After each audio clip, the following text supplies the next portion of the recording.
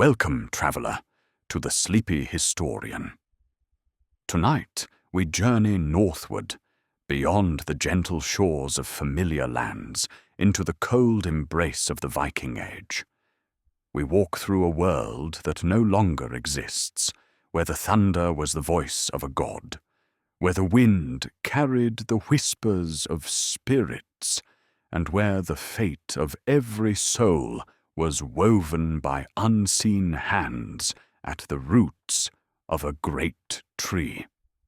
This is a story of transformation, not of sudden conquest, but of slow and inevitable change. It is the story of how the Vikings, those fierce seafarers who once terrorized Christian Europe, came to kneel before the cross. How the gods of their fathers fell silent. How the old ways faded like mist beneath a rising sun. Long before the church bells rang across the fjords of Norway, before stone crosses stood where wooden idols once loomed, the north belonged to other powers. The Vikings knew a world alive with spirits and gods, a cosmos held together by fate and blood. Their lives were harsh, their winters long, their summers brief and bright. They built their homes of timber and turf, sailed ships that cut through icy waters like knives, and believed that courage in battle was the highest virtue a soul could possess. In those days, a man's worth was measured not in gold alone, but in deeds. A warrior who died with a sword in his hand would be carried by the Valkyries to Valhalla, the hall of the slain, where Odin the All-Father waited. There, the honored dead would feast and fight until the end of the world itself. To die in bed, of sickness or old age, was to be forgotten. The afterlife was not a place of rest, but of glory, and glory was earned through blood and bravery. The Vikings did not write their history in books. They carved it into stone, sang it in verses, and passed it down through the voices of poets and storytellers. Their world was not silent. It hummed with the memory of ancestors, with the presence of gods who walked among them in the shapes of ravens and wolves, who sent storms and sunshine according to their will. The divine was not distant. It was close, immediate, woven into the fabric of daily life. When a Viking farmer planted his crops in the spring, he offered thanks to Freyr, the god of fertility and harvest. When a ship set sail, prayers were spoken to Njord, lord of the seas. When warriors gathered for battle, they called upon Thor, the thunderer, whose hammer could shatter mountains. And above all, there was Odin, the wanderer, the wise, the terrible. Odin, who gave one eye for knowledge, who hung upon the world tree for 9 days and nights to grasp the secrets of the runes. Odin, who whispered counsel to kings and drove men mad with visions. The world of the Vikings was not one world, but 9. 9 realms connected by Yggdrasil, the great ash tree, whose roots reached down into darkness and whose branches stretched into the heavens. Midgard was the realm of humans, surrounded by a vast ocean where the serpent Jormungandr lay coiled, biting its own tail. Asgard was the home of the gods, a fortress of golden halls and gleaming towers. Below lay Hel, the land of the dead who died without honor, cold and shadowed, ruled by a goddess, half living and half corpse. This was the cosmos the Vikings inhabited. It was a world of cycles, of seasons turning, of birth and death and rebirth. But it was also a world with an ending. The Norse believed in Ragnarok, the twilight of the gods, the final battle when fire and ice would consume the earth, when even the gods would fall, and a new world would rise from the ashes. Fate was inevitable. Even the gods couldn't escape it. The Norns, 3 sisters who lived at the roots of Yggdrasil, spun the threads of every life, and what they wove could not be undone. And so the Vikings lived with a kind of stoic courage. They faced the storm and the sword without flinching. They knew their lives were brief and brutal, but they believed in leaving a name that would outlast their flesh. A man might die, but his deeds, sung by skalds in the halls of kings, could echo through the ages. In the longhouses of chieftains, firelight flickered against carved wooden pillars. The smoke rose through openings in the roof, carrying with it the smell of roasted meat and mead. Women wove at their looms, creating tapestries that told the stories of gods and heroes. Children listened to the old tales, learning the names of their ancestors, the feuds and friendships that shaped their world. Outside, the cold was constant. Snow fell in silence. The northern lights danced across the sky like the reflections of Valkyrie armor. Trade routes stretched across the known world. Viking ships reached the shores of England, Ireland, and Francia. They sailed down the rivers of Russia, trading furs and amber and slaves. They ventured west into the unknown, finding Iceland, Greenland, and even the distant shores of Vinland, a land of forests and wild grapes that lay far beyond the horizon. Everywhere they went, they brought their gods with them. Thor's hammer amulets hung from the necks of traders and warriors alike. Oaths were sworn upon sacred rings kept in temples. But the world was changing. To the south, across the cold waters, another faith was rising. In stone churches and candle-lit chapels, Christians sang hymns to a God who had died and risen again. A God who promised not glory in battle, but salvation through grace. A God whose followers did not fear the end of the world, but welcomed it as the beginning of eternal life. The Vikings did not know it yet, but that faith was coming north. It would arrive not all at once, but slowly, carried by merchants and monks, by kings and slaves, by war and by wonder. It would challenge everything they believed, and in time, it would silence the old gods forever.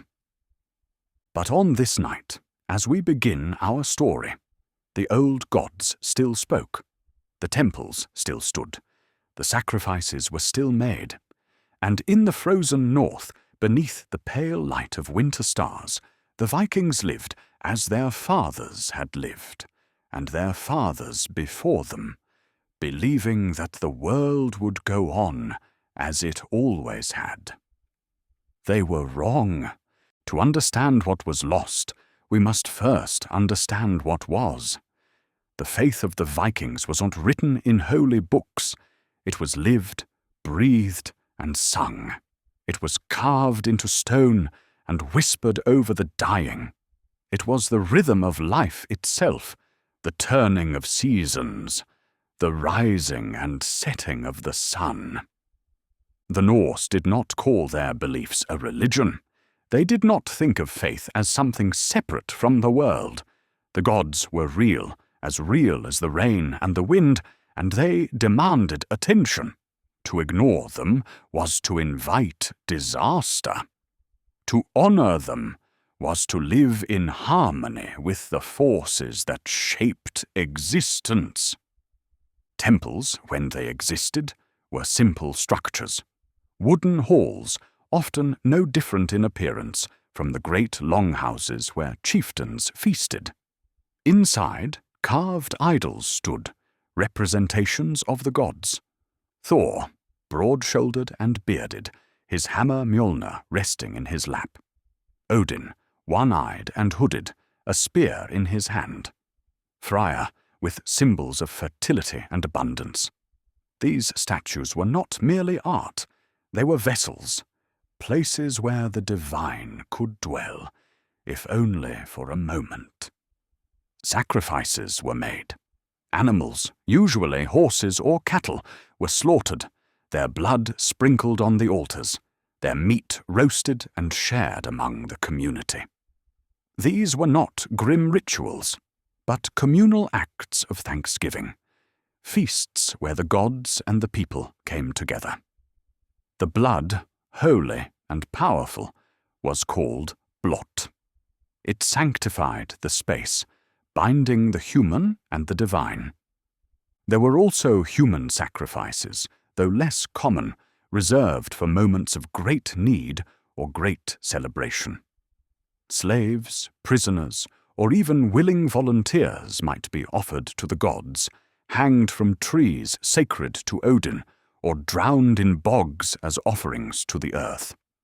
These acts seem brutal to modern eyes, but to the Vikings they were necessary. The gods gave life, and life must be returned. The sacred places were not always buildings, groves of ancient trees, springs that bubbled from the earth, mountains that touched the sky. These too were holy.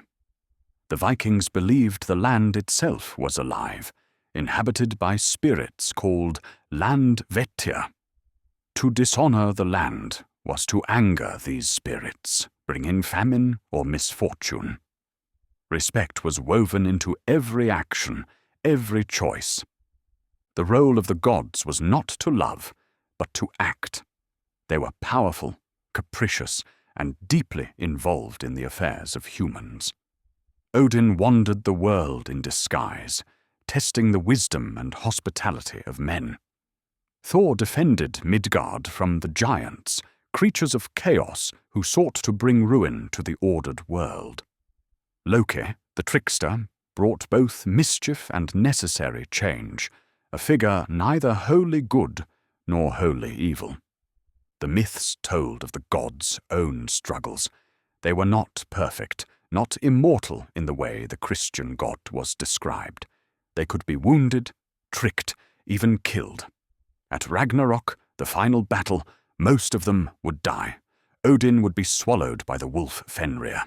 Thor would slay the serpent Jormungandr, but fall dead from its venom. The world would burn, the stars would fall, and everything would be consumed. Yet, from that destruction, hope remained. After Ragnarok, the myths said, a new world would emerge, green and fertile, free from the old evils. 2 humans, hidden in the branches of Yggdrasil, would survive and repopulate the earth. The gods who remained would rebuild. Life, it seemed, always returned. This cyclical view shaped everything. Time was not a straight line, leading to a final judgment, but a wheel, turning endlessly. Winter gave way to spring. Death gave way to birth. A man's deeds echoed through his descendants, and his name could live forever if he earned it. Women held a unique place in this spiritual world. They were not merely wives and mothers, though those roles were honored. Some women were völvas, seeresses who could see the threads of fate, who spoke with the dead and advised kings on the future. These women were feared and respected. Their wisdom sought before battles, before long voyages, before any great decision. They traveled from village to village, draped in dark cloaks, carrying staffs, their eyes seeing beyond the veil of the present. Runes were another source of power. These angular symbols, carved into wood and stone, were more than letters. They were magic, each rune a concept, a force. To know the runes was to hold power over the world. Odin himself had won them through suffering, and those who mastered them could heal, curse, or divine the future. Rune stones were raised to honor the dead, inscribed with names and deeds, standing as silent witnesses to lives that mattered. Funerals were grand affairs. A chieftain might be buried in a ship, surrounded by his weapons, his treasures, his favorite horse. The ship was a vessel to carry him to the next world. Sometimes the ship was burned, the flames bright against the sky, the smoke rising to the heavens. Other times it was buried beneath a great mound of earth, a hill that would mark the landscape for generations. Feasts were central to religious life. Midwinter, midsummer, and harvest time brought the community together. Meat and mead flowed freely. Stories were told, songs sung, oaths sworn. A man's honor was his most valuable possession, and oaths once given were sacred. To break an oath was to lose everything, to be cast out, to become nothing. The concept of weird, fate, ran through every part of Norse belief. Weird was not a distant force, but something woven daily by the Norns. Every choice a person made became part of the tapestry. Yet there was also room for courage, for defiance. A man might know his fate and still fight against it. The outcome was fixed, but the manner of facing it was not. This paradox, this tension between destiny and free will, gave Norse culture its fierce, defiant spirit. Children grew up hearing the stories. They learned to recognize the gods in the world around them. A thunderstorm was Thor, riding across the sky in his chariot, pulled by goats, his hammer striking the clouds. A sudden insight, a moment of clarity, might be Odin's gift. A bountiful harvest was Freyr's blessing. The divine was everywhere, speaking in the language of nature and fortune. But the gods were not always kind. They were not servants of humanity. They had their own purposes, their own conflicts. Humans were allies, tools, sometimes even playthings. To the Vikings, this was not troubling. It was simply the way of things.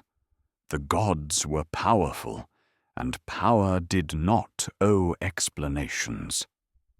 Magic, too, was real and practiced. Saga was a form of shamanic magic, often associated with women, though some men practiced it as well.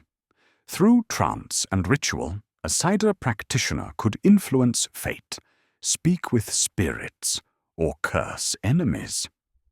It was respected, but also dangerous, associated with a loss of control that made warriors uneasy. The line between the living and the dead was thin. Ghosts walked. Draugr, the undead, haunted burial mounds, guarding treasures and seeking revenge. Ancestor worship was common. The dead were not gone, merely transformed, still watching over their descendants, still requiring respect. And so the Vikings lived, wrapped in a web of belief that connected them to the earth, the sky, the past, and the future. Their world was filled with meaning, every rock and tree a potential home for spirits, every storm a message from the gods. It was a hard faith for a hard life, but it was theirs, forged over centuries, passed down through countless generations. It was this world, this intricate and ancient faith, that would soon encounter something entirely new. A faith that spoke not of fate, but of grace, not of honor, but of love, not of a world that would end in fire, but of a kingdom that would never end. The collision between these two worlds would shape the North forever. The first Christians the Vikings met were not missionaries. They were victims. Across the cold waters, along the coasts of England, Ireland, and Francia, monasteries stood like lighthouses, centres of learning and prayer in a world still recovering from the fall of Rome. Monks lived simple lives, copying manuscripts, growing crops, and praising their God in stone chapels where candles burned through the long nights. They believed in peace, in turning the other cheek, in treasures stored not on earth, but in heaven. They were easy prey. In the year 793, Viking ships struck the monastery at Lindisfarne, a holy island off the coast of Northumbria. The raiders came without warning, their dragon-prowed longships cutting through the waves like predators. They fell upon the monks with axes and swords, killed those who resisted, took others as slaves, and plundered the treasures of the church. Gold chalices, silver crosses, jeweled reliquaries, all were thrown into sacks and carried away. The chapel was burned. The survivors wept and prayed. News of the attack spread like wildfire through Christian Europe. Chroniclers described it as a judgment from God, a punishment for sin. The scholar Alcuin, advisor to Charlemagne, wrote letters filled with horror and disbelief. How could such a thing happen to a place so holy? How could God allow his servants to be so violated? But to the Vikings, there was no sacrilege. These were simply wealthy places, poorly defended, filled with treasures. The monks' refusal to fight made them weak, not virtuous. The Christian God, if he existed at all, seemed unable or unwilling to protect his own. Why should the Vikings fear him? And so the raids continued. Across the North Sea, up the rivers of Francia, along the coasts of Ireland, the longships came. Monasteries, churches, and towns fell. The Vikings took gold, silver, slaves, and land. They established settlements, carved out kingdoms, and became a permanent presence in the lands they raided. But something unexpected began to happen. The Vikings, fierce and pagan, began to notice the people they conquered. They saw Christians who did not curse their captors, who prayed for their enemies, who faced death with a strange, quiet courage. They heard stories of miracles, of saints who healed the sick and raised the dead. They met priests who spoke of a God who loved even his enemies, who offered forgiveness to sinners, who promised eternal life not through battle, but through faith. Most Vikings dismissed these ideas. They seemed weak, contrary to everything they knew. But a few, a very few, began to wonder. Among the slaves taken in raids were Christians who had once been monks, priests, or noblewomen. These captives lived among the Vikings, worked their fields, served in their homes. They could not openly preach, but they prayed, and they answered questions when asked. Some Vikings, curious or seeking advantage, began to learn about this strange faith. The Christian God, they heard, was not like the gods of the north. He was eternal, unchanging, all-powerful. He had created the world not out of the corpse of a giant, but out of nothing, by his word alone. He did not demand sacrifices of blood, but offered his own Son as a sacrifice for the sins of the world. And his Son, Jesus, had died on a cross, been buried, and risen again, defeating death itself. This was a story the Vikings had never heard. A God who died, who suffered as a human, who loved his enemies. It was almost laughable. and yet some found themselves drawn to it, especially as they grew older, as the wounds of battle accumulated, as they thought about what awaited them after death. Trade was another point of contact. The Vikings were not only raiders, they were merchants, traders who traveled vast distances, exchanging goods across the known world. In the cities of Christian Europe, in Constantinople, in the ports of the Mediterranean, they met people who lived by different rules, who worshipped a different god. Some Vikings, seeking to do business, were baptized, not out of faith, but out of convenience. Baptism opened doors, eased tensions, made trade smoother. These baptisms were often shallow. A Viking might be baptized multiple times, once in each port, receiving gifts of white robes and silver each time. It was a transaction, not a transformation. They wore their Thor's hammer amulets alongside crosses, hedging their bets, unsure which gods were real and which were not. But even these superficial encounters planted seeds. The Christian faith wasn't something that could be entirely ignored. It was spreading, growing, becoming a dominant force in the lands the Vikings visited and raided. Kings were Christian. Emperors were Christian. The Roman Empire, though fallen in the west, lived on in the east under the banner of Christ. Power and faith were intertwined, and power was something the Vikings understood.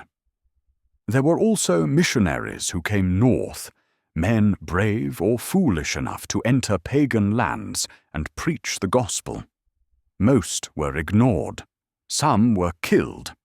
But a few found listeners, chieftains or kings, who for reasons of politics or personal conviction allowed them to speak. One of the earliest recorded missionaries to the north was Ansgar, a monk from Francia. In the 9th century, he traveled to Denmark and Sweden, establishing small Christian communities, building churches, and baptizing converts. He faced enormous challenges. The old gods were deeply rooted. The people were suspicious of foreign ideas. And when he left, his converts often returned to the old ways. Yet Ansgar persisted, believing that even if he saved only a few souls, his work was not in vain. Ansgar's mission was part of a larger pattern. Christian Europe, having survived the chaos of the early medieval period, was growing stronger, more organized. The church was becoming a powerful institution with networks of monasteries, bishoprics, and schools.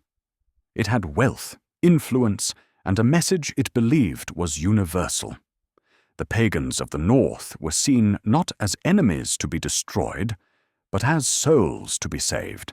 Yet the Vikings resisted. They had no desire to abandon their gods, their way of life. The Christian message, with its emphasis on humility, forgiveness, and obedience, clashed with the Viking ideals of honor, revenge, and independence. To kneel before the Christian God felt like weakness. To turn the other cheek was to invite destruction. And there was fear, too. The old gods were jealous. To abandon them might bring curses, disaster, the ruin of family and clan. The gods had protected the Vikings for centuries. Why risk angering them? But slowly, almost imperceptibly, the balance began to shift. The Vikings who traveled south saw Christian kingdoms that were wealthy, stable, organized. They saw churches that stood for centuries, institutions that outlasted individual lives. They saw a faith that could unite diverse peoples under a single banner. And they began to wonder if there was power in this God, a different kind of power, one that offered not just glory and death, but meaning in life. Some Vikings began to ask questions. What happens after Ragnarok? Can the gods save us from fate? Is there a way to live that does not end in inevitable doom? Christianity offered answers. It spoke of a God who had already won the final battle, who had conquered death, who promised not an endless cycle, but a culmination, a new heaven and a new earth where suffering would cease and joy would reign forever. It was a strange hope, foreign and unsettling. But as the years passed, as the raids continued, and the contact between Vikings and Christians deepened, that hope began to take root. Not everywhere, not all at once, but slowly, like the first green shoots of spring pushing through the snow. The old gods did not fall in a day. But the whispers from the south grew louder, and the north would never be the same. There is a paradox at the heart of the Viking Age. The very people who burned monasteries and killed monks were also, at times, profoundly moved by the faith they encountered. The raider who came with a sword might leave with a question. The warrior who scorned the cross might die wearing one. This paradox was born from the nature of the encounter. The Vikings did not meet Christianity as a distant philosophy. They met it in the faces of the people they conquered, in the words of the slaves they took, in the ruins of the churches they destroyed. And sometimes, in those encounters, something unexpected happened. Consider the monk captured in a raid, dragged aboard a longship, bound and frightened. He is taken north to a land of ice and darkness, sold in a market, put to work in the household of a Viking chieftain. He is alone, far from home, surrounded by people who speak a strange tongue, who worship strange gods. He has every reason to despair. But he does not. He prays, he fasts, he endures. And when his captors ask him why, he speaks of his God, of a love that does not fail, of a hope that transcends suffering. He tells them that Jesus Christ died for sinners, that God's grace is offered to all, even to those who have done terrible things. To some Vikings, this is madness. To others, it is curiosity. And to a few, it is something more. There are stories recorded in sagas and chronicles of Vikings who were changed by their captives. A chieftain who, moved by the prayers of a Christian slave, begins to doubt the gods of his fathers. A warrior who, wounded in battle, is nursed by a Christian woman and hears her speak of mercy and forgiveness. A trader who, visiting a Christian city, enters a church out of curiosity and is overwhelmed by the beauty of the service, the harmony of the singing, the sense of peace. These were not mass conversions. They were individual moments, small cracks in the armor of pagan belief. But they mattered. One of the most famous examples is the story of a Viking named Haystein. He was a legendary raider, known for his cunning and brutality. In the 9th century, he led an expedition deep into the Mediterranean, raiding the coasts of Spain and Italy. According to legend, he came upon a city he believed to be Rome and desired to conquer it. But the city was too well defended. So Haystein devised a plan. He sent a message to the city's bishop, saying that he was a dying Viking who wished to be baptized before he died. The bishop, moved by this plea, agreed. Hastein was carried into the city on a litter, baptized in the cathedral, and even received the last rites. Then, as soon as the ceremony was over, he leapt up, drew his sword, and his men stormed the city. They plundered it and sailed away. The story, whether true or not, reveals something important. The Vikings understood the power of Christian rituals, even if they did not believe in them. Baptism was a weapon, a tool, a means to an end. But tools have a way of shaping those who use them. The man who is baptized, even falsely, carries something away with him. A seed, an idea, a possibility. And not all encounters were violent. There were Vikings who settled in Christian lands, who married Christian women, who raised children, who spoke both Norse and the local language, who worshipped both the old gods and the new. These families existed in a liminal space, between two worlds, holding on to the past while reaching toward the future. In Ireland, the Vikings established the city of Dublin and ruled over a kingdom that blended Norse and Irish culture. They traded, farmed, and slowly, over generations, began to adopt the customs and faith of the people around them. The same happened in England, in the Danelaw, the region where Danish law and customs held sway. The Vikings who settled there were no longer raiders, but neighbors, and neighbors eventually share more than just land. Intermarriage was common. A Viking warrior might take an English or Irish wife. Their children would be raised in a household where two traditions collided, where the old gods were spoken of alongside the Christian God. Over time, the lines blurred. A child baptized in a church might still hear stories of Thor and Odin from a grandfather. A woman might pray to both the Virgin Mary and Freya, seeking help in childbirth. This blending was not always peaceful.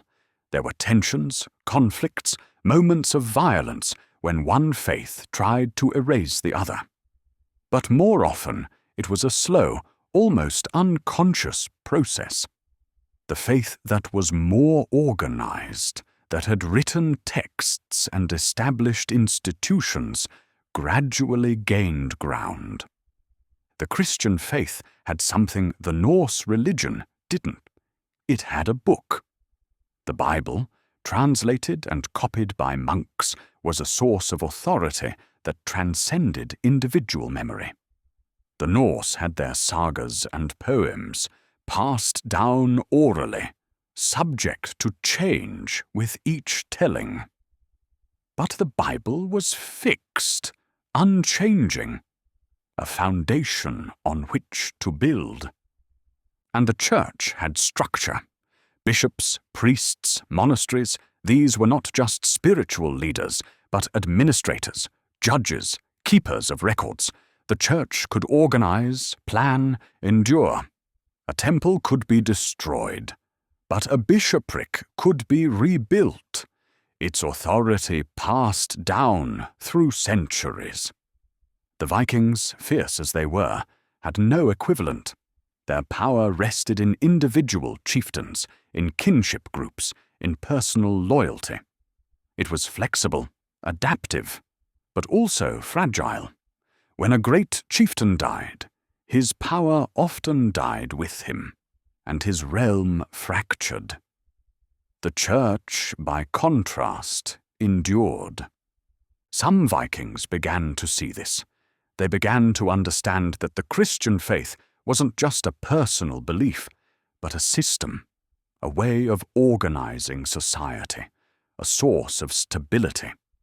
And stability was valuable, especially for those who ruled. But there was also something else, something harder to define, less tangible, but no less real. It was the witness of Christians who truly believed, who lived out their faith even in the face of death, the monk who prayed for his captors, the slave who forgave his master, the priest who refused to abandon his flock even when the Vikings came. These acts of faith, quiet and unassuming, had a power that no sword could match. They planted doubts, stirred consciences, made the Vikings question what they had always believed. If the Christian God could inspire such courage, such love, such peace, perhaps he was real. Perhaps he was powerful. Perhaps he was worth listening to. The raider and the monk, at first glance, had nothing in common. But in their encounters, something new was born. A dialogue, however violent, however unequal, that would eventually lead to transformation. The old gods were strong, but they were silent. They did not speak, did not write, did not reach across the divide between human and divine with the intimacy that the Christian God seemed to offer. And in that silence, the first cracks began to appear. Denmark was the first of the Scandinavian kingdoms to embrace Christianity, and its conversion was as much a political act as a spiritual one. The story begins not with a saint, but with a king who understood that power lay not only in the sword, but in the symbols of faith. His name was Harald Bluetooth, and he ruled Denmark in the middle of the 10th century. He was the son of Gorm the Old, a pagan king who had fiercely resisted the encroachment of Christianity. Gorm had raised a great stone in memory of his wife, Thyra, proclaiming himself King of Denmark and master of his people. It was a monument to the old ways, a declaration that the gods of his fathers still held sway. But Harald was different. He looked south and saw a Christian Europe that was wealthy, organized, and expanding. He saw that the kings who ruled in the name of Christ commanded not just armies, but the loyalty of the Church, an institution that could legitimize his rule, provide educated administrators, and unite his kingdom under a single banner. Harald was baptized, and with that act, the course of Denmark's history changed. The exact circumstances of his conversion are debated. Some sources say he was influenced by missionaries, others that he saw political advantage, still others that he had a genuine spiritual experience. Perhaps it was all of these things. Conversion is rarely simple, and the motives of a king are rarely pure. What is certain is that Harald made his conversion public. He raised a great stone at Jelling, near the monument his father had erected, and on it he carved an inscription that would echo through the centuries. The stone, known as the Jelling Stone, still stands today. It reads, "King Harald ordered this monument made in memory of Gorm, his father, and in memory of Thyra, his mother, that Harald who won for himself all of Denmark and Norway and made the Danes Christian." The stone is more than a monument. It is a proclamation, a statement of power and faith intertwined. Harald was not merely a Christian. He was the king who made Christianity the faith of his people, and he was proud of it. But converting a kingdom is not the same as converting hearts. Harald's proclamation did not instantly change the beliefs of every Dane. The old gods were still worshipped in secret, still invoked in times of need. Temples still stood, though they were no longer as grand or as public as they once were. The transition was slow, uneven, and often painful. Harald understood that to make Christianity the religion of Denmark, he needed to do more than simply declare it. He needed to build churches, establish bishoprics, and bring in priests and monks who could teach and preach. He invited missionaries from the south, men like Poppo, a German priest who, according to legend, proved the power of the Christian God by carrying a bar of red-hot iron without being burned. Such miracles, whether real or embellished, mattered. The Vikings respected power, and if the Christian God could work wonders, then perhaps he was worth following. Poppo became the first bishop of Denmark, and under his guidance, churches began to rise where temples had once stood. Harald also used Christianity to consolidate his power. The church provided a new source of authority, one that did not depend on kinship or the favor of local chieftains. A king who ruled by divine right, anointed by the church, could claim legitimacy that transcended the shifting loyalties of warriors and jarls. This was a powerful tool, and Harald wielded it skillfully. But there was resistance. Not all Danes accepted the new faith willingly. Some saw it as a betrayal of their ancestors, a surrender to foreign influence. There were revolts, skirmishes, moments of violence when the old and the new collided. Harald faced opposition from within his own family, from chieftains who resented his authority, from those who feared the gods would punish them for abandoning the old ways. Yet Harald persisted. He built alliances with Christian rulers in Germany and beyond. He strengthened his kingdom, expanded its borders, and ensured that Christianity became not just a personal belief, but a national identity. By the time of his death, Denmark was, at least officially, a Christian kingdom. But official declarations and the beliefs of the people are not the same thing. The conversion of Denmark was a process that took generations. Harald's descendants continued his work, building more churches, suppressing pagan practices, and integrating the church into the fabric of Danish society. One of the most important developments was the establishment of a Christian burial tradition. The Vikings had buried or burned their dead with great ceremony, often with grave goods, weapons, and even ships. These practices were tied to their beliefs about the afterlife, about Valhalla, and the journey to the next world. Christianity demanded a different approach. Christian burials were simple, the body laid to rest in consecrated ground, facing east toward the rising sun, a symbol of the resurrection. There were no weapons, no treasures, only a cross to mark the grave. This change was profound. It signaled a shift not just in belief, but in how the Danes understood death, the afterlife, and their place in the cosmos. Churches became the centers of communities. They were not just places of worship, but gathering spaces where disputes were settled, contracts witnessed, and festivals held. The church's calendar, with its saints' days and holy seasons, replaced the old cycle of sacrifices and feasts.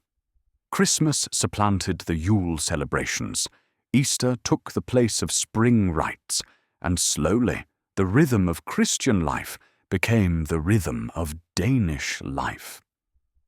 Yet the old ways did not disappear entirely. They lingered in customs, in folklore, in the names of days and places.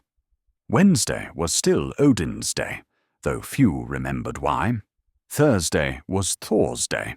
The landscape was dotted with ancient burial mounds, standing stones and groves that were once sacred to the gods. These could not be erased, and in many ways they were simply reinterpreted. A sacred spring might become a place where a saint performed a miracle. An ancient stone might be carved with a cross. This blending, this synthesis of old and new, was characteristic of the Christianization of the North. The church was pragmatic. It understood that to win the Vikings, it had to meet them where they were, to adopt and adapt, to allow the faith to take root slowly rather than demanding instant and total transformation. Denmark's conversion also had a ripple effect. It demonstrated that Christianity and Viking culture were not incompatible. A Dane could be a Christian and still be a Dane. He could worship Christ and still honor the memory of his ancestors. The faith did not erase identity, it transformed it. This example mattered to the other Scandinavian kingdoms. If Denmark could become Christian and still be strong, still be prosperous, still be respected, then perhaps the old gods were not as necessary as once believed.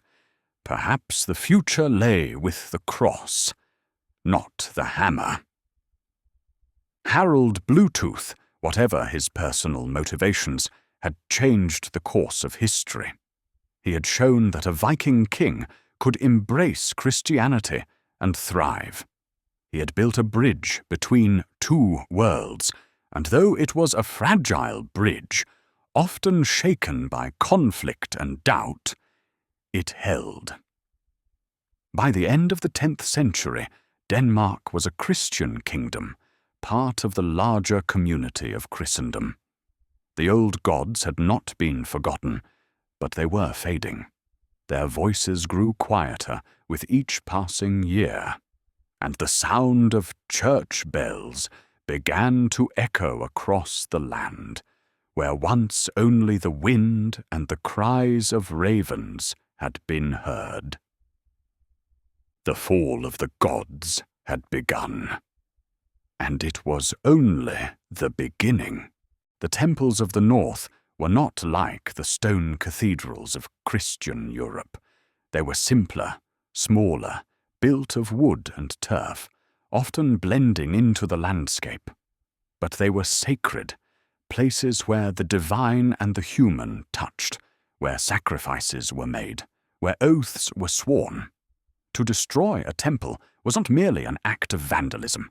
It was an assault on the very fabric of belief, a declaration that the old gods had no power, no place in the new order. And so, the temples fell. The process was neither uniform nor bloodless. In some places, kings and chieftains who had converted to Christianity ordered the destruction of the old shrines. In others, Christian mobs, emboldened by their faith, tore down idols and set fire to sacred groves. In still others, the temples were simply abandoned, left to decay as the people drifted towards the new faith. But however it happened, the result was the same. The places where the gods had been worshipped disappeared, replaced by churches, chapels, and crosses. One of the most famous temples was located at Uppsala in Sweden. According to the chronicler Adam of Bremen, who wrote in the 11th century, the temple at Uppsala was a magnificent structure, adorned with gold, where the images of Thor, Odin, and Freya stood side by side. It was a center of worship, a place where kings and commoners alike came to offer sacrifices. Every 9 years, a great festival was held, and 9 males of every species, including humans, were sacrificed and hung from the trees of the sacred grove surrounding the temple. Adam's account, though written by a Christian and perhaps exaggerated to emphasize the barbarism of paganism, suggests the importance of Uppsala. It was not just a temple, but a symbol. a declaration of the power and presence of in old gods. If Uppsala could be brought into the Christian fold, if its idols could be toppled and its rituals ended, it would send a message across all of Sweden. The old ways were finished. The conversion of Uppsala took time. Sweden was slower to embrace Christianity than Denmark or Norway. Its people were more isolated, more attached to the old ways. But eventually, the tide turned. Christian missionaries, supported by kings who had converted, preached and built churches. The temple at Uppsala was eventually destroyed, and in its place a Christian cathedral was raised, one that still stands today. The destruction of temples was often violent. In Norway, King Olaf Tryggvason, one of the most zealous Christian kings, is said to have personally overseen the demolition of pagan shrines. He travelled through his kingdom, offering people a choice: accept baptism or face the consequences. Those who refused were punished, their lands confiscated, their families threatened. Olaf's methods were harsh, but they were effective. Within a generation, Norway had become, at least officially, a Christian kingdom. But the fall of the temples was not just about force, it was also about belief. The Vikings had worshipped their gods because they believed those gods were powerful, that they could grant victory in battle, ensure a good harvest, protect the community. But as Christianity spread, as churches were built and prayers answered, some began to doubt. If the Christian God could heal the sick, if his priests could perform miracles, if his churches stood strong while the temples crumbled, then perhaps he was the true God. Perhaps the old gods had never been real, or perhaps they had simply grown weak, unable to resist the coming of the cross. This crisis of faith was profound. For generations, the Vikings had lived in a world where the gods were real, present, active. To lose that certainty was to lose a part of their identity, their understanding of the cosmos. And yet, many made that leap. They turned from the old gods to the new, not always willingly, not always gladly, but inevitably. The sacred groves where once blood had been spilled in offering were cut down. The trees, ancient and revered, were felled, and the wood used to build churches. The message was clear.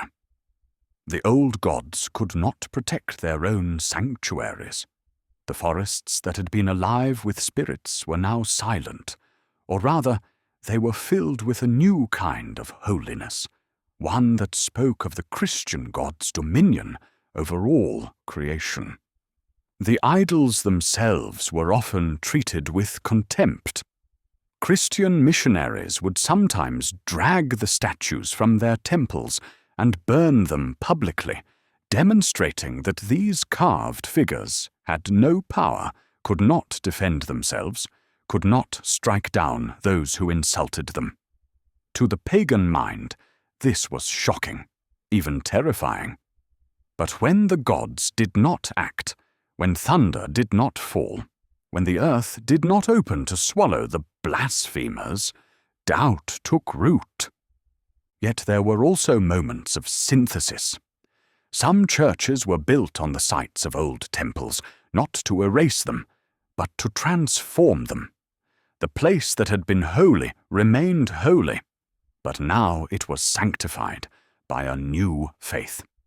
This continuity helped ease the transition. People could still go to the places their grandparents had worshipped, but now they prayed to Christ instead of Odin, to Mary instead of Freya.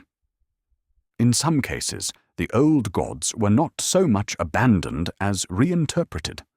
Thor, with his hammer and his strength, became associated with Saint Michael, the archangel who wielded a sword and fought against demons.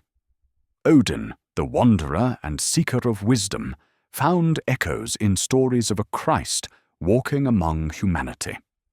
These connections were not official, not sanctioned by the church, but they existed in the minds of the people, helping them bridge the gap between old and new.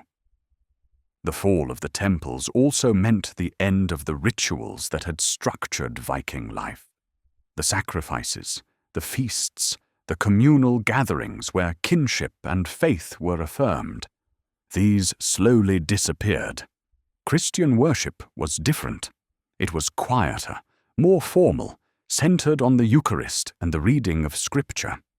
The drama of the old rites, the blood and fire, and communal feasting gave way to incense and chant and the ringing of bells. For some, this was a loss. The old ways had been vivid, immediate, tangible. The new faith seemed distant, its God invisible, its rituals foreign. But for others, there was relief. The constant need to appease the gods, to offer sacrifices, to fear divine wrath, was exhausting. Christianity offered a different promise.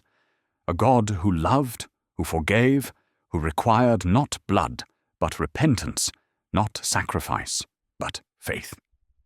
The fall of the temples marked a turning point.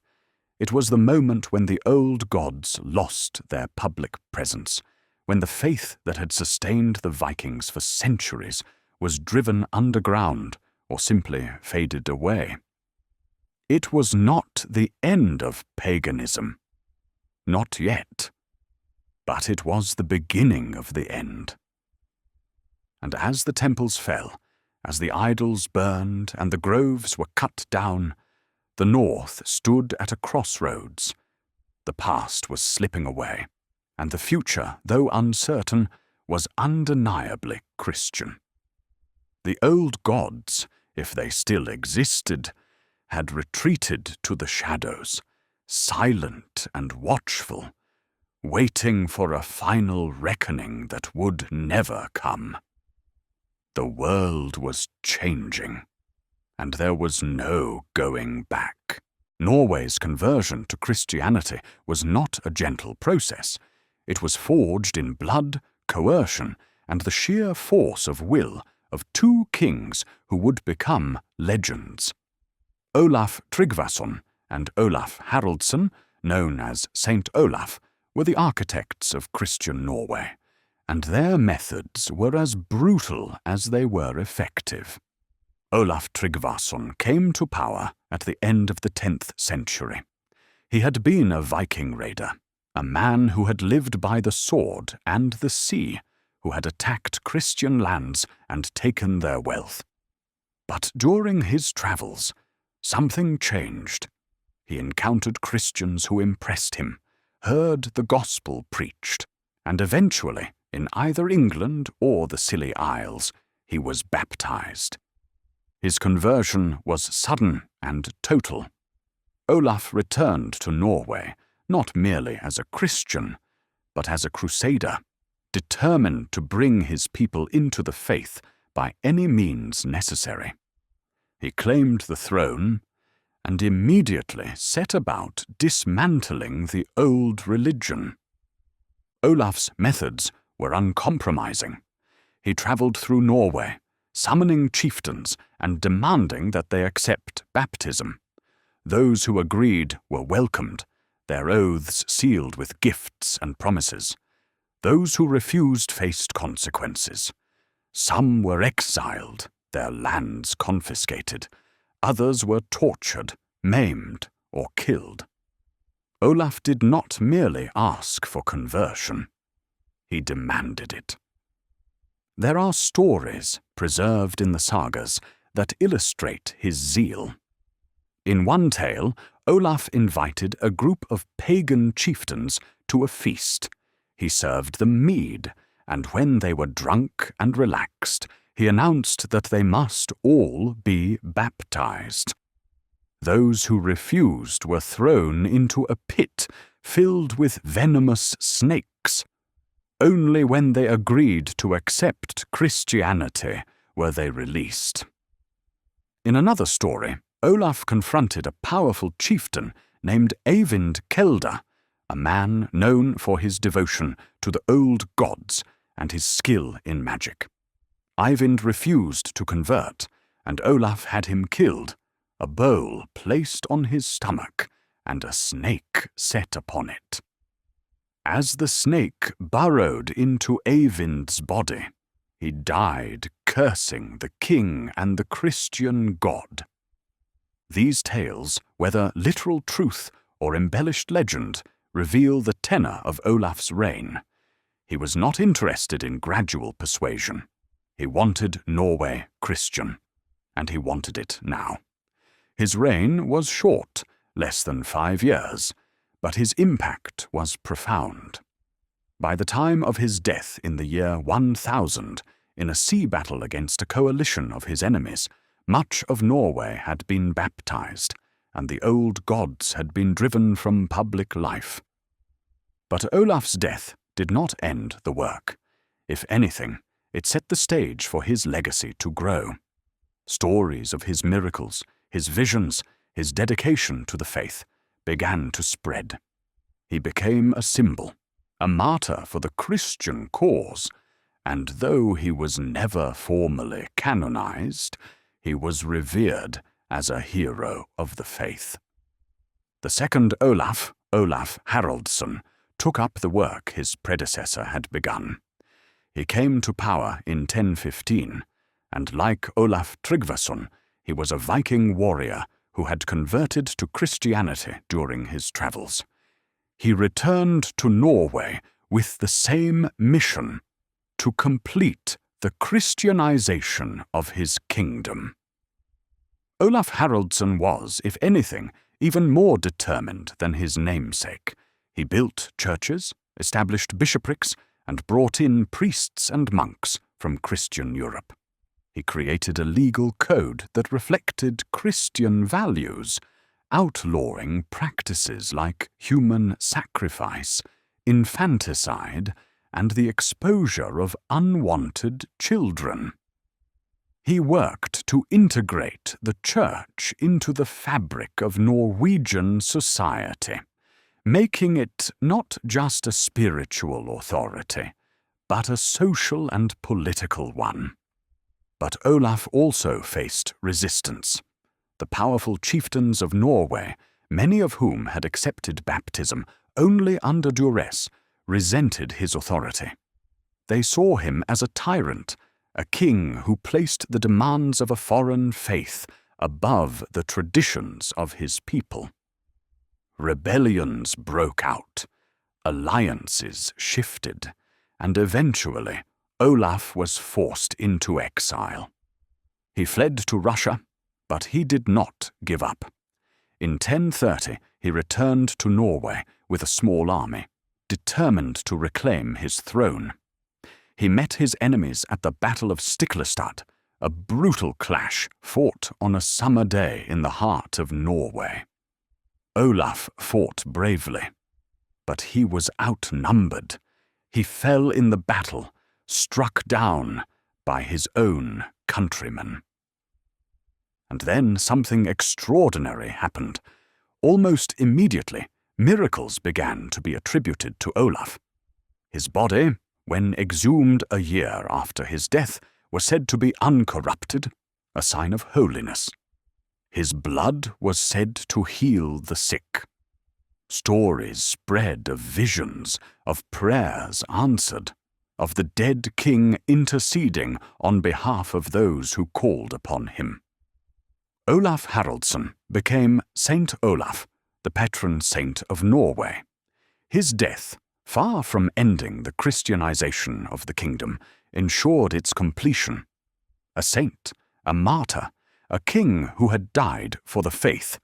This was a powerful symbol, one that could unite the Norwegian people under the banner of Christ. Churches were dedicated to Saint Olaf.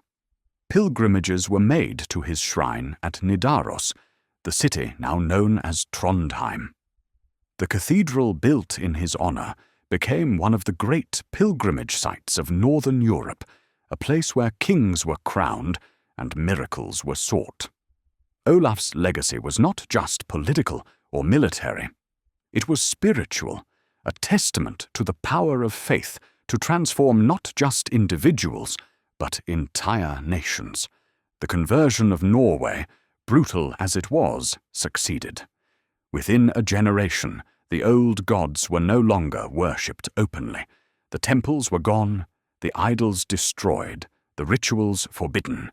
Christianity was the law of the land, and those who clung to the old ways did so in secret, knowing that the world had moved on without them. But the cost was high. Families were divided. Communities were torn apart. The old songs, the old stories, the old ways of understanding the world, these were lost or transformed beyond recognition. The Vikings who became Christians were not the same people they had been.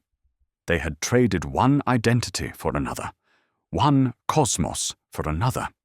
And though many embraced the change, others mourned what had been lost. Yet there was also hope.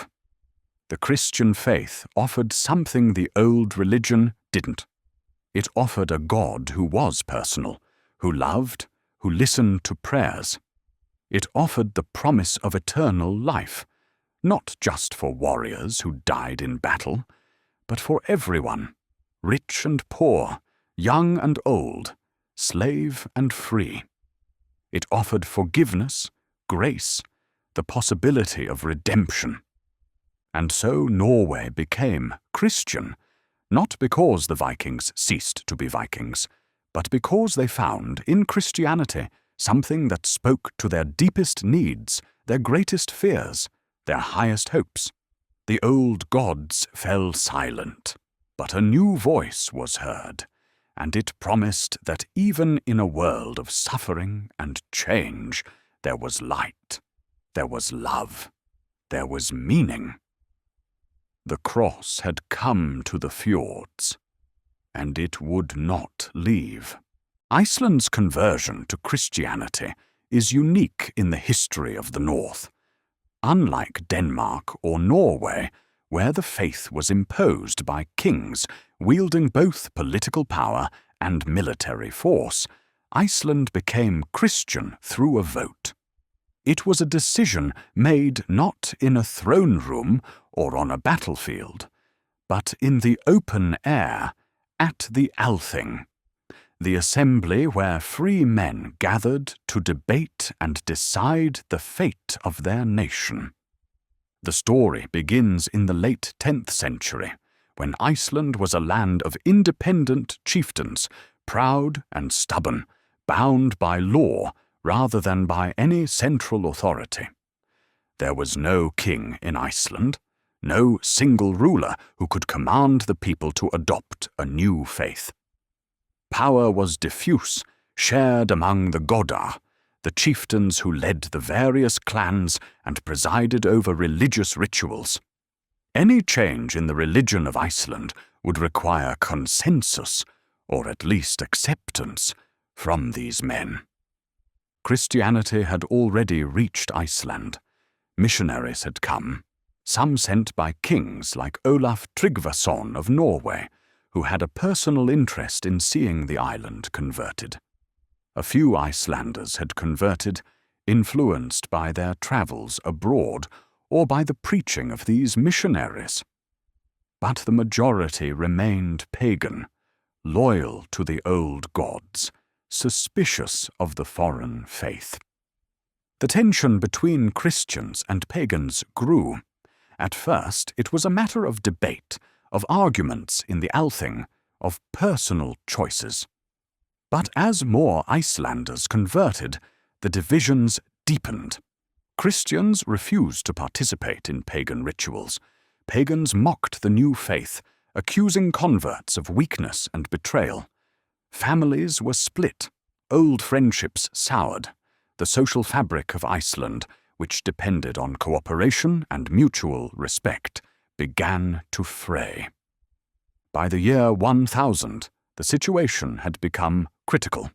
It was clear that Iceland could not continue as it was, half Christian and half pagan, without tearing itself apart. Something had to be decided. And so, at the Althing held that summer at Thingvellir, the issue was brought to a head. The debate was intense. Christian leaders argued that the faith of Christ was the future, that to remain pagan was to isolate Iceland from the rest of Europe, to cut themselves off from trade, alliances, and the benefits of joining Christendom. They spoke of the miracles they had witnessed, the peace and hope that Christianity offered, the promise of salvation. Pagan leaders countered that the old gods had served Iceland well, that to abandon them was to dishonor their ancestors, to invite disaster. They argued that Christianity was a tool of foreign kings, a means of bringing Iceland under the control of Norway. They spoke of the sacredness of tradition, the importance of continuity, the danger of change. The assembly was deadlocked. Neither side would yield. The tension grew so great that some feared violence would break out, that Iceland would descend into civil war, pagan against Christian, kinsman against kinsman. It was then that Thorgeir Ljósvetningagodi, a chieftain and the law speaker of Iceland, stepped forward.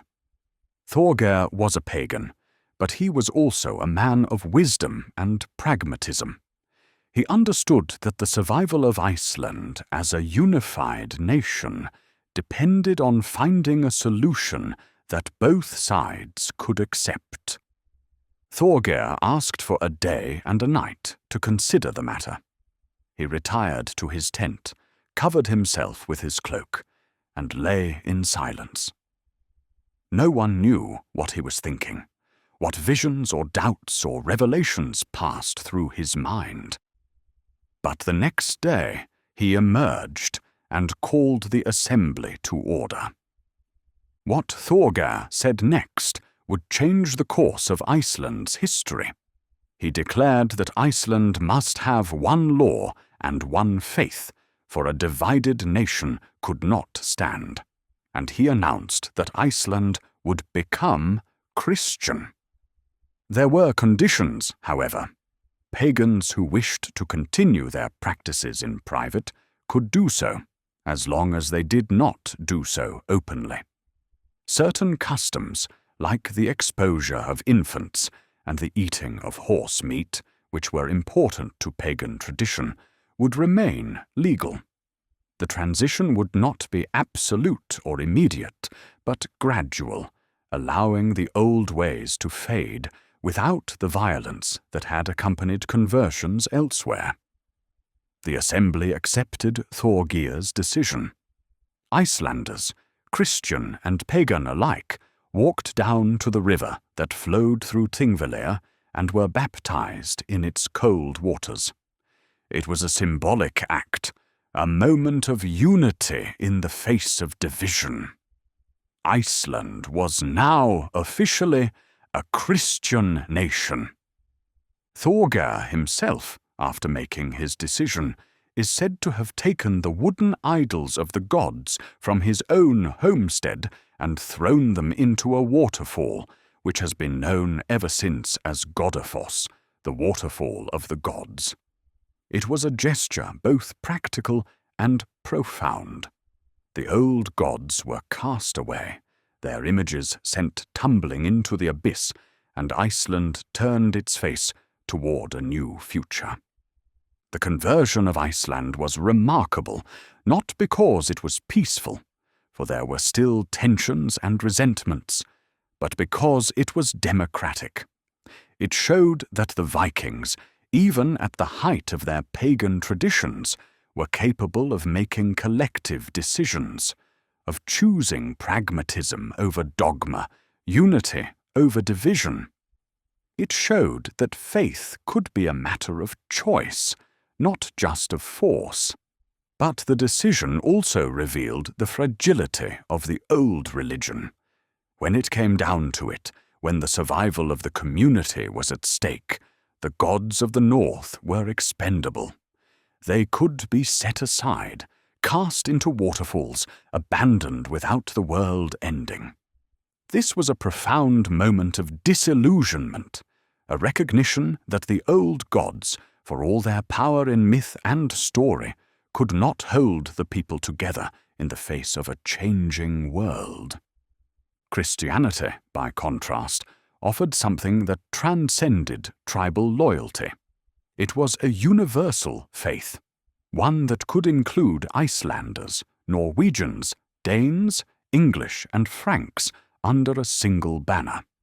It provided a common language, a shared set of values, a way to participate in the larger currents of European civilization. For a small, isolated island like Iceland, this was no small advantage. The transition was not without loss. The old rituals, the sacrifices, the communal feasts that had marked the turning of the seasons, these gradually disappeared. The stories of the gods, once central to Icelandic identity, became relics of the past, preserved in the sagas but no longer believed. The Völvas, the seeresses who had seen the future, faded into memory. The runes, once a source of magic and power, became mere letters, tools for writing, rather than channels of the divine. Yet Iceland retained something of its pagan heritage. The sagas, written down in the centuries after conversion, preserved the old stories, the old heroes, the old gods. They were no longer worshipped, but they were remembered, and in that remembering, something of the Viking spirit endured. Iceland, more than any other Scandinavian nation, kept alive the memory of the old ways, not as living faith, but as cultural treasure. The decision at the Althing in the year 1000 was a turning point, not just for Iceland, but for the entire North. It showed that the old gods could be voted out, that faith could be a matter of choice, and that the future lay with Christianity. The cross had come to the edge of the world, and even there, even in the remote and rugged land of fire and ice, it had found a home. The old gods fell silent, but Iceland did not forget them. And in that paradox, in that tension between memory and faith, Iceland forged a unique identity, Christian in faith, but Norse in spirit, a bridge between two worlds. The old gods did not vanish overnight. Though churches rose and kings proclaimed the victory of Christ, the faith of the Vikings lingered in the shadows, in whispered prayers, in quiet rituals performed far from the eyes of priests and bishops. For generations after the official conversions, there were those who clung to the old ways, who refused to abandon the gods of their fathers, who kept the flame of the ancient faith alive, however dimly it flickered. This resistance was not organized. There was no pagan church, no hierarchy of priests, no sacred texts to rally around. The old faith had always been decentralized, personal, tied to family and place.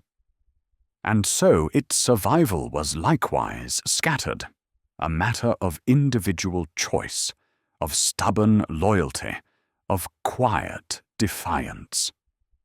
In remote valleys and on isolated farmsteads, where the reach of the church was weak, some continued to make offerings to the old gods.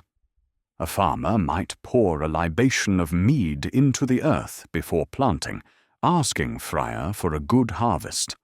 A fisherman might mutter a prayer to Njord before setting out to sea. A woman in childbirth might call upon Freyr, seeking her protection in a moment of mortal danger. These were small acts, easily hidden, but they were acts of faith nonetheless. The Church knew that paganism had not truly died. Bishops and priests preached against the old superstitions, warning their flocks that the gods of the north were not gods at all, but demons, fallen angels who sought to deceive and destroy. Penance was prescribed for those who were caught making offerings to the old spirits, and in some cases harsher punishments were meted out. Yet the Church also understood that total eradication was impossible. And so, in a pattern repeated across Europe, it adapted. Rather than trying to wipe out every trace of the old beliefs, the Church absorbed them, transforming pagan practices into Christian ones. Festivals were Christianized, their timing and rituals preserved, but their meaning changed. The Yule celebrations, once a time to honor the return of the sun and make sacrifices to the gods, became Christmas, a celebration of the birth of Christ. The old feasts continued, but now they were feasts of the Church. Sacred places, too, were repurposed. Springs, groves, and stones that had been holy to the pagans were blessed and dedicated to Christian saints. The people could still go to the places their ancestors had revered, but now they prayed to the Virgin Mary or Saint Olaf instead of to the spirits of the land. This continuity eased the transition, allowing the old and the new to coexist, at least on the surface. But beneath the surface, the tension remained. There were those who resented the new faith, who saw it as a foreign imposition, a betrayal of everything their people had once stood for. These were often the older generation, those who had been baptized as adults, who remembered the old rituals and mourned their loss. They taught their grandchildren the old stories, not as sacred texts, but as memories, and in those stories, the gods lived on. The sagas, written down in the centuries after conversion, preserved the myths and legends of the pagan past. They were ostensibly entertainment, tales of heroes and gods, of battles and betrayals, but they were also a repository of the old faith. The gods were no longer worshipped, but they were not forgotten. Odin, Thor, Freya, Loki, their names and deeds continued to be known, passed down through the generations. In some cases, the old beliefs blended with the new in unexpected ways. The concept of fate, so central to Norse paganism, persisted even after conversion. Christians might speak of God's will, but the idea that certain things were destined, that a man's word was fixed, remained deeply ingrained. Similarly, the Viking emphasis on honor, on reputation, on the importance of living a life worthy of remembrance, these values did not disappear. They were reinterpreted within a Christian framework, but they endured. There were also those who practiced a kind of dual faith, paying lip service to Christianity while secretly holding on to pagan beliefs.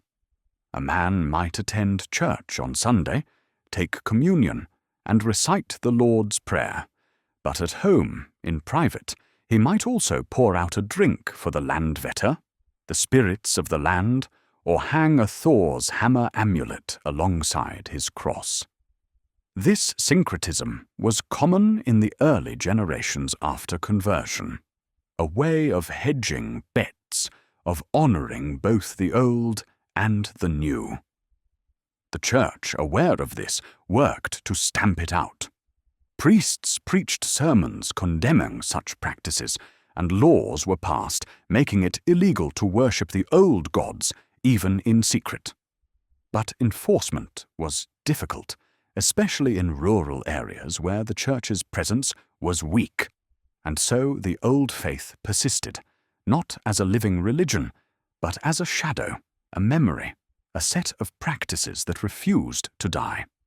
There were also moments of outright rebellion. In some places, when the pressure to convert became too great, when the destruction of temples and the suppression of rituals went too far, violence erupted. Pagans attacked churches, killed priests, or openly defied Christian kings. These uprisings were always crushed, the rebels killed or forced to convert, but they testified to the depth of feeling that remained. One of the most famous stories of resistance is that of Radbod, the king of Frisia, who nearly converted to Christianity in the 7th century. According to legend, Radbod stood at the edge of the baptismal font, ready to be baptized, when he asked the priest where his pagan ancestors were. The priest, honestly, replied that they were in hell, for they had not known Christ. Radbod then refused baptism, saying he would rather be in hell with his ancestors than in heaven without them. The story, whether true or apocryphal, captures the dilemma faced by many pagans.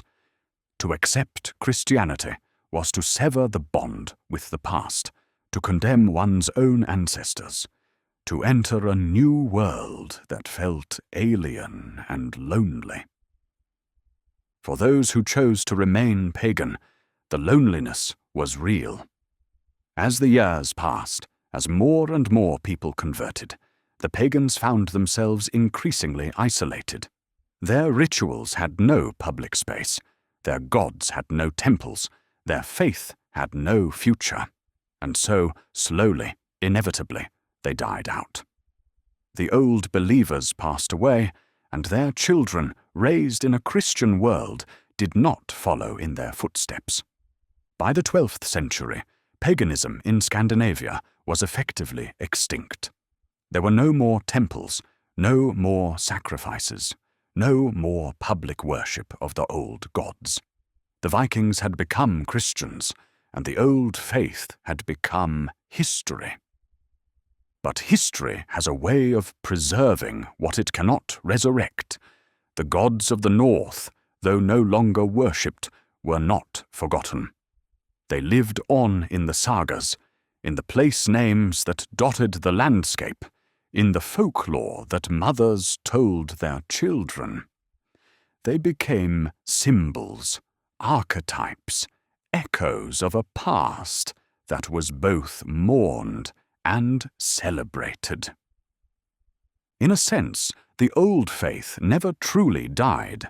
It transformed, fragmented and faded, but it left traces, imprints on the culture and consciousness of the North, and those traces, though faint, would endure, waiting for a distant future, when people would look back and wonder at the gods who once walked among the Vikings, the gods who, though silent, still whispered in the wind.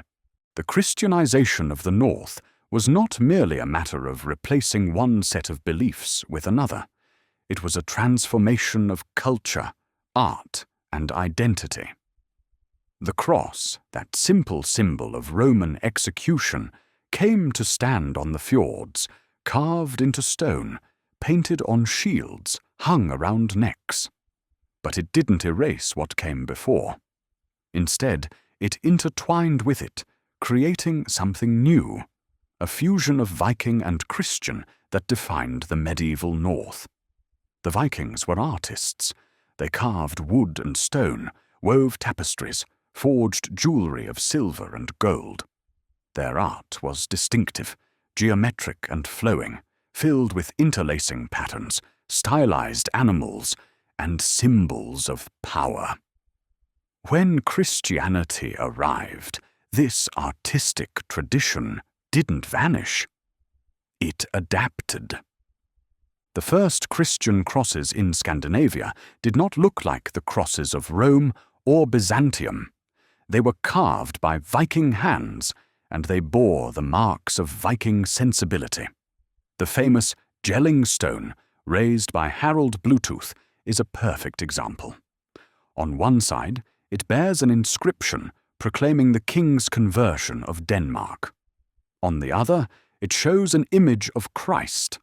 But this Christ is rendered in the style of Viking art, surrounded by interlacing vines and serpents. It is a Christian symbol, but it is unmistakably Norse. Throughout the north, similar stones were raised. Crosses were carved with runic inscriptions, memorials to the dead, prayers for the soul. But the imagery was often drawn from both Christian and pagan sources. Dragons and serpents, creatures from the old myths, coiled around the cross. Warriors and ships, symbols of Viking life, appeared alongside angels and saints. The past and the present, the old faith and the new, existed side by side, not in conflict, but in conversation. Churches, too, reflected this blending. The earliest Christian churches in Scandinavia were built of wood, in the same style as the longhouses and mead halls of the Vikings. Stave churches, with their tall, pointed roofs and intricate carvings, were architectural marvels. They looked nothing like the stone cathedrals of southern Europe. They were uniquely Norse, a fusion of Christian purpose and Viking craftsmanship. The interiors of these churches were decorated with carvings of dragons, serpents, and vines, motifs that had once adorned the prows of Viking ships and the walls of pagan temples. The line between sacred and secular, between Christian and pagan, was blurred. The churches were houses of the Christian God, but they were also monuments to the skill and artistry of the Vikings, a declaration that they could be Christian without ceasing to be themselves. This blending extended to the stories told in the north. The Christian Bible, translated into Old Norse, was read and preached, but it was interpreted through a Viking lens. The warriors of the Old Testament, men like David and Samson, were portrayed as heroes in the Viking mold, brave, strong, and willing to fight for their God. Christ himself was sometimes depicted as a warrior king, a ruler who would return in glory to defeat his enemies. This was a Christ the Vikings could understand, a Christ who fit their values and their world view. The saints, too, were Vikingized. Saint Olaf, the martyred king of Norway, was venerated not just as a holy man, but as a warrior, a leader, a figure who embodied both Christian piety and Viking courage. His cult spread throughout the north, and his image appeared on coins, in churches, in the prayers of soldiers and sailors. He was a bridge, a figure who connected the pagan past with the Christian present. Even the language changed. Old Norse words for the gods and their rituals were repurposed for Christian concepts. The word for a pagan temple, hof, fell out of use, but other words persisted, taking on new meanings. The Vikings spoke of the Christian God in terms they had once used for Odin or Thor, calling him the All-Father, the ruler of heaven and earth.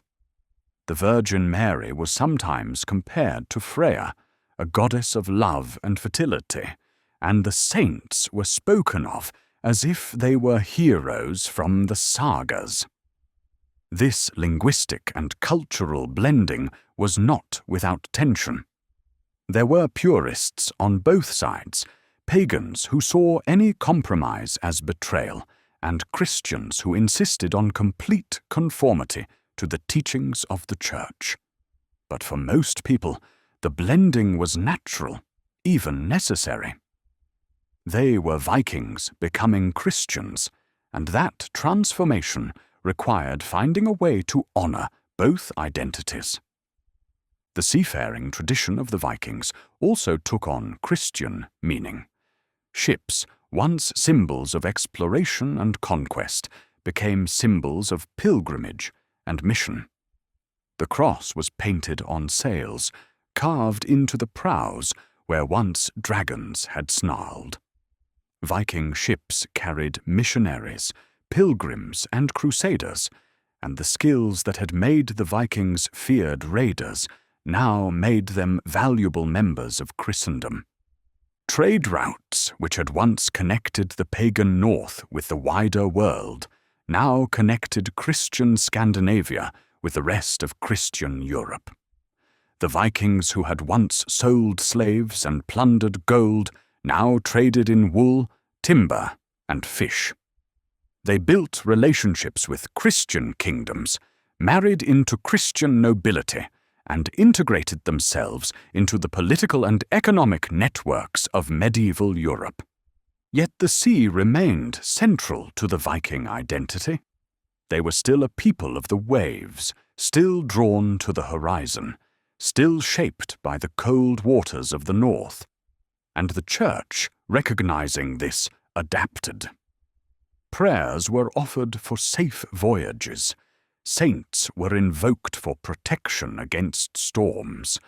Churches were built near harbors where sailors could give thanks for their safe return. The cross on the fjord was not a foreign imposition. It was a transformation, a reimagining of what it meant to be a Viking in a Christian world. The old symbols did not disappear. They were reinterpreted. The old stories did not die. They were retold. The old values did not vanish. They were woven into a new tapestry of faith. This synthesis was not perfect. There were always those who felt that too much had been lost, that the Vikings had betrayed their ancestors by accepting the cross, and there were always those who felt that not enough had changed, that the North was still too pagan, too resistant to the full message of the gospel. But for most, the blending worked. It allowed the Vikings to become Christians without losing their identity, to join Christendom without ceasing to be themselves. The cross on the fjord stood as a symbol of this transformation. It was a declaration that the North had changed, that the old gods were gone, but also that the people of the North endured, that they had found a way to carry their past into their future.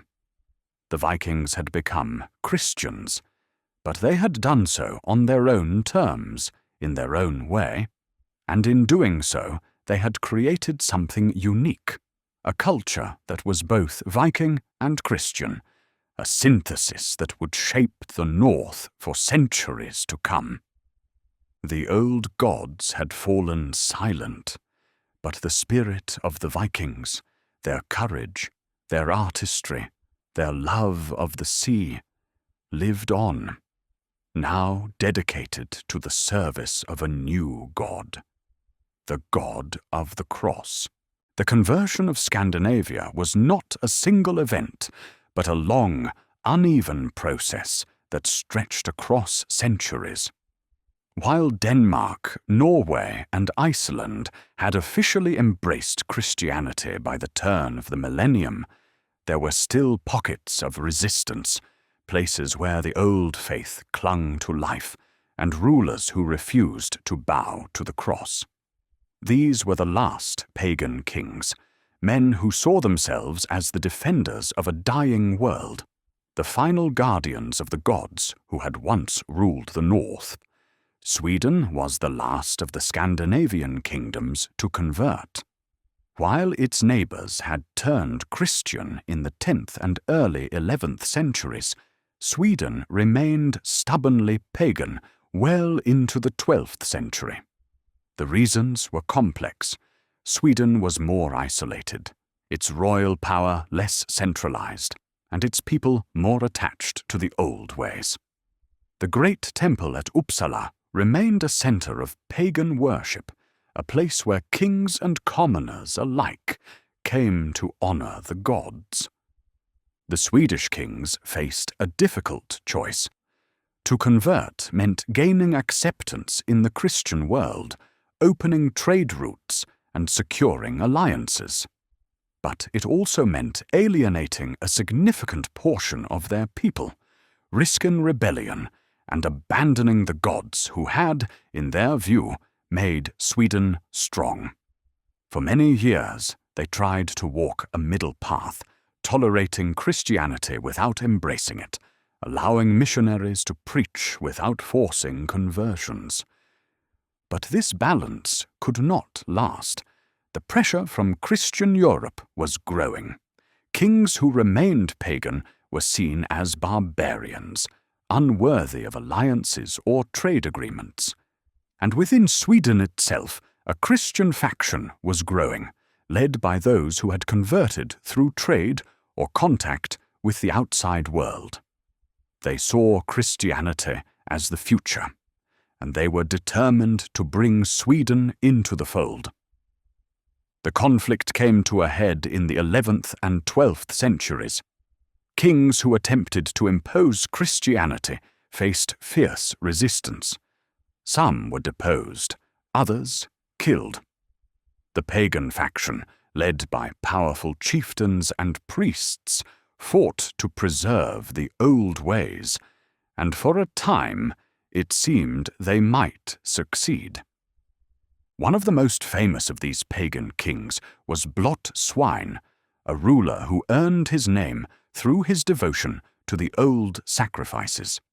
According to the sagas, he refused to convert, insisting that the gods of his fathers had served Sweden well and deserved continued loyalty.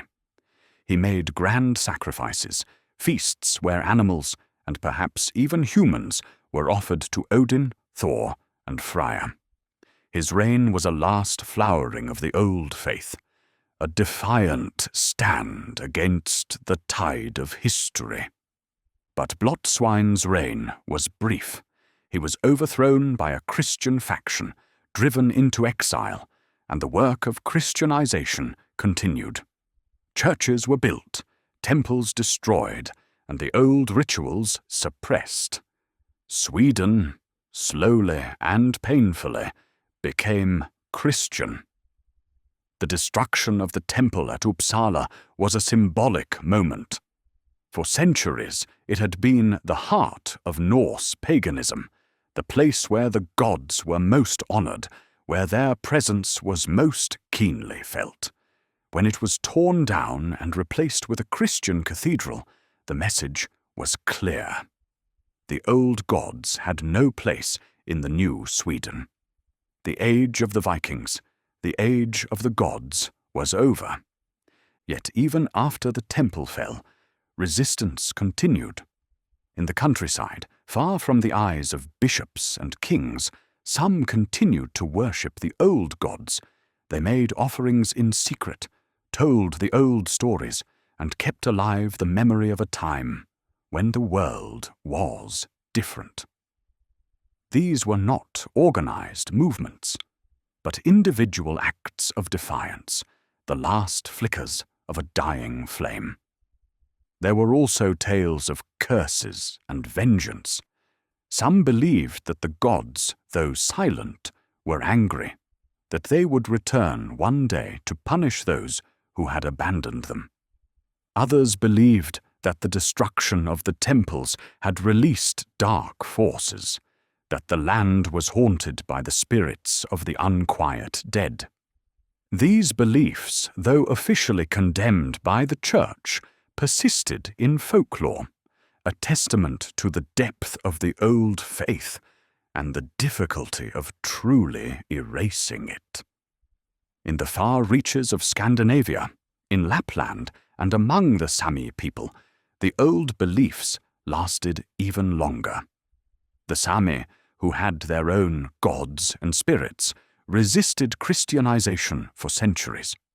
Missionaries who ventured into their lands were met with suspicion, and conversions, when they occurred, were often superficial.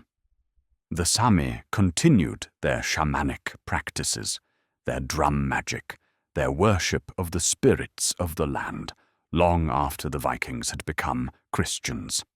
It was not until the 17th and 18th centuries that Christianity truly took hold among them, and even then elements of the old faith endured, woven into the fabric of Sami culture. The last pagan kings, whether in Sweden or elsewhere, were not merely reactionaries clinging to a lost cause. They were men who genuinely believed that the old ways were worth preserving, that the gods were real, that to abandon them was to betray everything their people had ever been.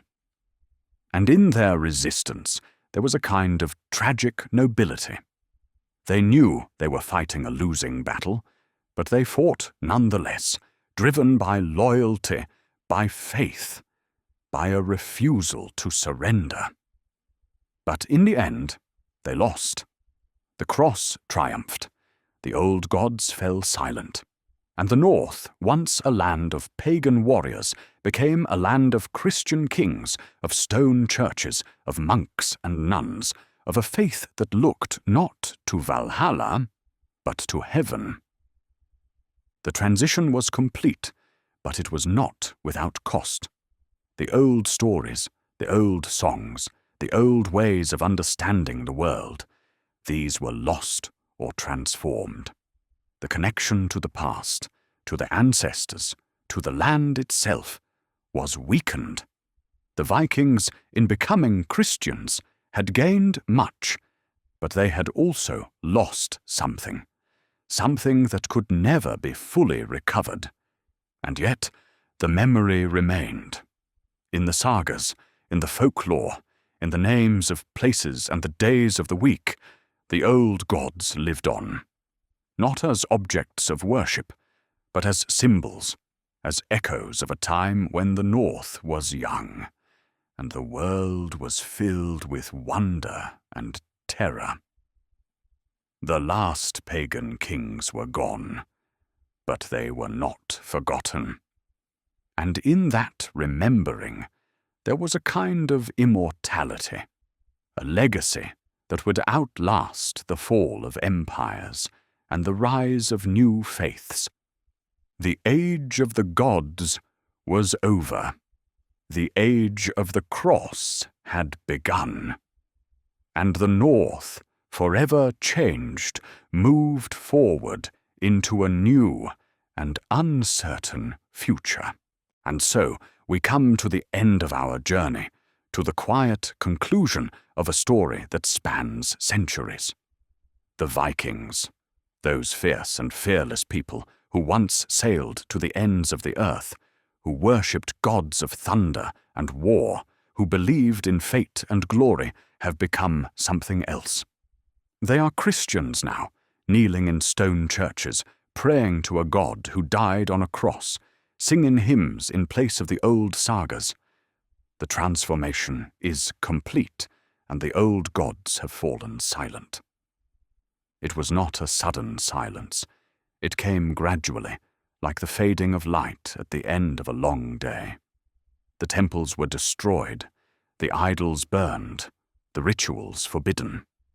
The priests and seeresses who once spoke for the gods were gone, replaced by monks and bishops who spoke of a different kind of divinity. The names of the gods were no longer invoked in oaths or prayers. The sacrifices ceased, the sacred groves were cut down. And slowly, imperceptibly, the presence that had once filled the North, that sense of the divine in the storm and the sea and the turning of the seasons, faded away. The gods, if they had ever truly existed, were no longer heard. They did not answer when called. They did not send signs. They did not intervene in the affairs of men. And so, eventually, people stopped calling. They stopped believing. They turned to the Christian God, who seemed more present, more powerful, more willing to engage with the world. And the old gods, abandoned and forgotten, fell silent. But what does it mean for a god to fall silent? For the Vikings, the gods had never been distant, abstract concepts. They were real, immediate, woven into the fabric of life. To lose them was to lose a way of understanding the world, a way of making sense of suffering and joy, of life and death. It was to step into a new cosmos, one where the rules had changed, where fate was replaced by providence, where honor in battle was less important than faith in Christ. The Vikings adapted, as humans always do. They found new stories to tell, new rituals to perform, new meanings to give to their lives. The Christian faith offered them much, a sense of belonging to a larger community, the promise of eternal life, the hope of forgiveness and redemption. It gave them a God who loved them, who had suffered for them, who offered grace instead of demanding endless sacrifice. But there was loss, too. The old myths, the tales of gods and giants, of heroes and monsters, were no longer sacred. They became entertainment, stories told around the fire, but no longer believed. The connection to the ancestors, the sense that the dead were still present, still watching, was weakened by the Christian emphasis on a final judgment, on a heaven and hell that were far removed from the world of the living. The fierce independence of the Vikings, their pride in their own strength and courage, was tempered by the Christian call to humility and obedience. The north changed. The longships that had once carried raiders now carried pilgrims and merchants. The halls where warriors had feasted or now stood empty, replaced by monasteries where monks chanted psalms. The runes, once a source of magic and power, became merely letters, a tool for writing rather than a key to the divine. The Vikings, in becoming Christians, had joined the mainstream of European civilization. They were no longer outsiders, no longer barbarians. They were part of Christendom, part of a shared culture and faith that stretched from Ireland to Byzantium. And yet, something of the old spirit remained. The Vikings did not become meek or passive. They carried their courage, their love of adventure, their skill in warfare into the Christian world. They became crusaders, fighting in the Holy Land. They became merchants and explorers, sailing to new lands. They became kings and nobles, ruling over vast territories. The Viking spirit, tempered and transformed by Christianity, endured. The sagas, written down in the centuries after conversion, preserved the memory of the old days.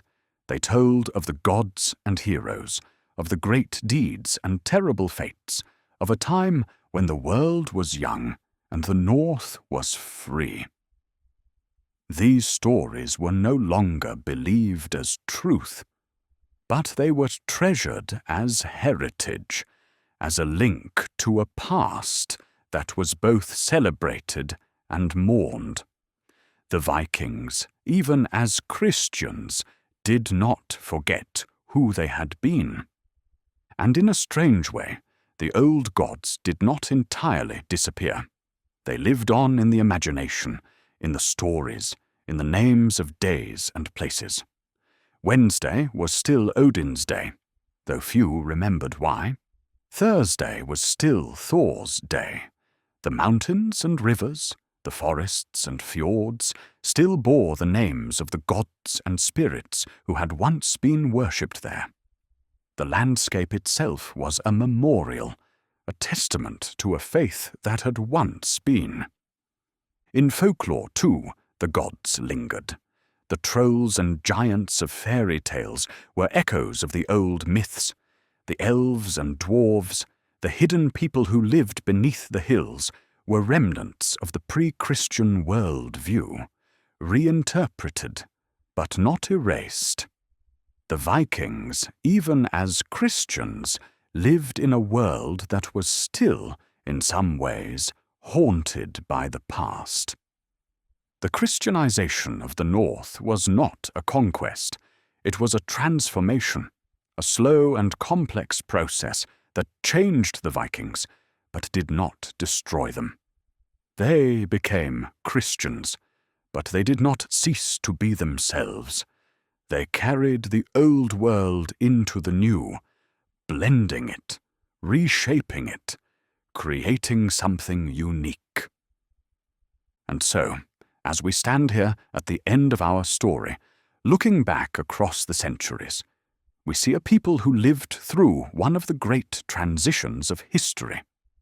They saw their gods fall silent, their temples destroyed, their way of life transformed. They faced this change with courage, with doubt, with resistance, and ultimately with acceptance. They became Christians, and in doing so, they joined the larger story of Europe, of Christendom, of a faith that would shape the world for 1,000 years. But they did not forget. The memory of the old gods, the old ways, the old stories lived on, preserved in the sagas, in the folklore, in the very bones of the land. And that memory, though no longer a living faith, was a gift, a reminder of a time when the world was different, when the gods walked among men, when the Vikings sailed the seas and believed that courage and honor were the highest virtues. The old gods fell silent, but their echoes remain.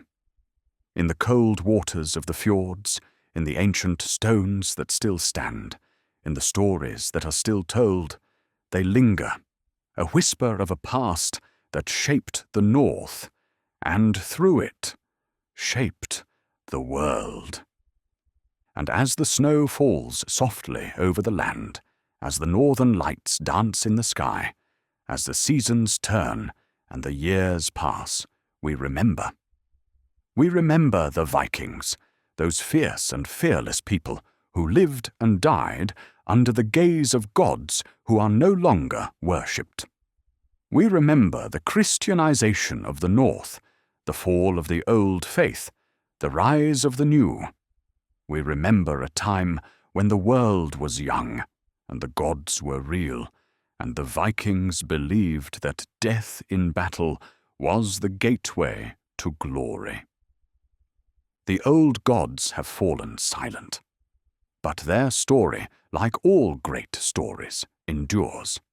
And in the quiet of this moment, as we finish our journey through the mists of time, we carry that story with us, a part of the great tapestry of human history, a chapter in the long and winding tale of faith, change, and the enduring spirit of a people who faced the unknown with courage and hope.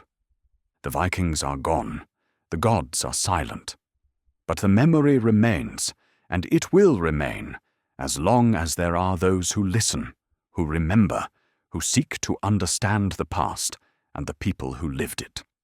And so, traveler, our story ends. The Christianization of the Vikings is complete. The old gods have fallen silent. But the North, forever changed, endures. And in its churches and its stories, in its mountains and its seas, the past and the present meet, and the echoes of the old faith whisper still. A reminder that though gods may fall, and empires may rise and fall, the human spirit, in all its complexity and courage, endures. Thank you for walking with me through this long and winding tale. May you rest well, and may the story of the Vikings and the gods who fell silent linger in your dreams.